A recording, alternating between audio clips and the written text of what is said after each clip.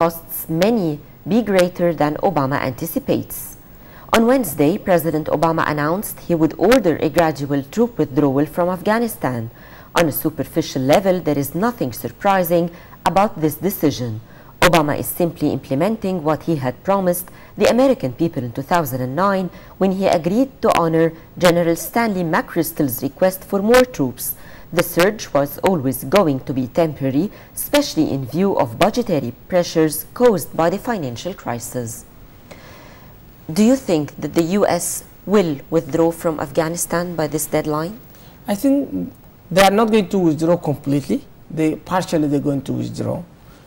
What is happening in Afghanistan is there is no purpose. What's the purpose of being in Afghanistan? It's just, counterinsurgency. You go and create offenses. Especially after Bin Laden's death. Yes. So there is no political purpose of this. Protecting Karzai, what Karzai is doing? Nothing. He is just like a mayor of Kabul. No progress in political front. It seems to be the idea that you are going to wipe out. Also, for the Americans, it is a time you could recognize that the power has a limitation. How far you could bomb those mountains. So, and the other thing is the budget deficit that is, climbing in the U.S. And they need to do something about it. And Obama also, he wants to show himself he's not a president of wars. And he wants to show the image that is, he has more leans towards peace. And I hope that the Taliban will give him the break to withdraw from there, because also it's not an interest of anybody that war will continue at all. Of course. And if we mention the U.S. economy, we also have now the Greece economy. And from the New York Times, we read, Greece begins 48-hour general strike. More than 5,000 police officers to guard central Athens as striking workers plan to march on Parliament. Greece is facing major disruption on Tuesday as unions begin a 48-hour general strike before a parliamentary vote on harsh austerity measures demanded in return for international rescue loans. Protest rallies in Athens are due to converge on Parliament as industrial action called in protest against tax hikes was expected to disrupt or halt most public services. More than 5,000 police have been deployed to guard central Athens, where anti-austerity demonstrations earlier this month ended in scenes of violence as protesters clashed with riot officers. The Greece economy, although they are taking austerity measures, although they are taking loans from the IMF, the World Bank, and bailouts, still it is facing problems. Why is that? If you are spending more than what you earn, you're always running those deficits. You could keep running it for a while. I mean, despite all these austerity measures, they are still spending more than they earn? Because, the austerity measures, they are not coming even very hard. The only thing is the Germans are saying that we are not going to give you, we are not going to loan you money unless you show us you are doing something. Because at the end of the day, the German voters were going to come very hard against the government itself that are lending the money to the Greece. So what is happening is a lot of political gimmicks. Some politicians saying that we should not cut anything. The question is, you are not going to get loans from outside. This is one.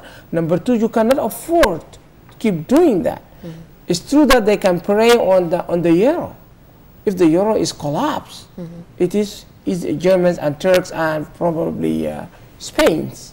So these are the countries that are really in troubles, and the government is doing, you got to either cut your spending or hike the taxes to bring more revenues, and Greece public are not willing to do anything of this. They're just saying that let us run down the system as it is, but this cannot be sustained. They got to do something about it. Even if there is public strike, it is possible that the government could dissolve it. It is possible that they can call for an election. The right thing to do is to come out with some austerity measures to fix this mess. Dr. Hamid, unfortunately, we're running out of time. Thank you very much, Dr. Hamid Eltgani, Professor of Economics at the American University in Cairo. And dear viewers, thank you very much for watching. Stay tuned for more to come up.